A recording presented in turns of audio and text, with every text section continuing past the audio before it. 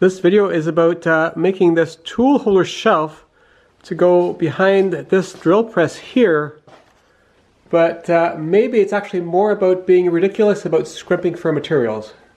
Because the shape of this thing was entirely dictated by what scraps I had lying around, and the cutoffs from making this is this piece and this piece, which was actually part of this.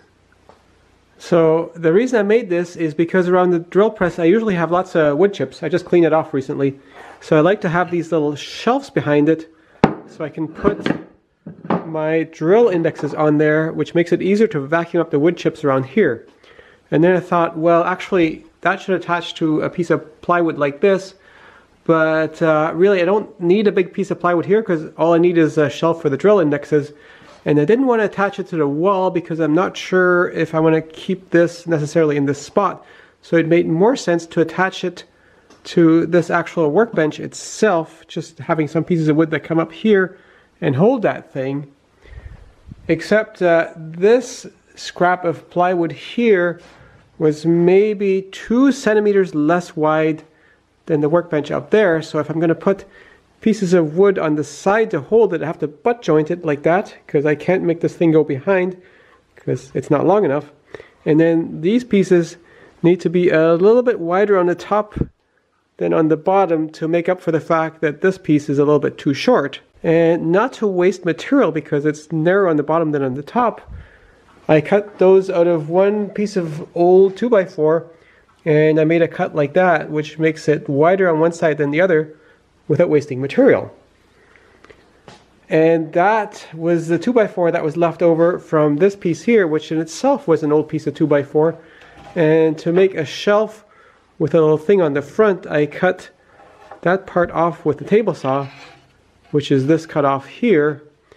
And that was actually a pretty twisted old 2x4, but because I didn't need the full thickness of it and it isn't that long a piece, I could just plane that out to get it straight.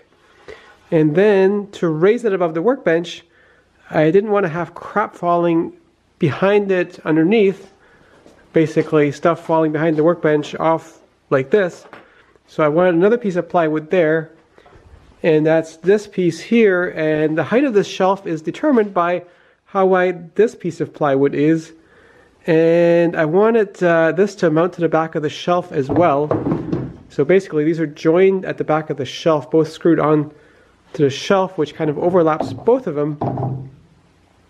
But that means this needs to be coming forward as much as this one, and if that's butt joined here, that means this shelf needs to come forward a little bit. So I had to cut a slot in here to join that in there. I could have cut a rabbet too, but I decided on a slot, which I did with plunge cuts on the table saw, so that they're both forward by the same amount. And I've got this interesting little stylistic thing here, this part here. That's from how I cut the 2x4s apart, because I only have the extra width for half the length, and this is the halfway point. And then there's also some notches here and here, because those need to fit around the workbench top, which overhangs the frame just a little bit, so that this can screw into the frame. And then I cut this little notch in here for the power cord for the drill press to go through. So that way I don't have it dragging across the workbench, it just goes down the back. And I made a little notch in here so this can go flush against the wall. So now I'm ready to finally mount this thing on the workbench.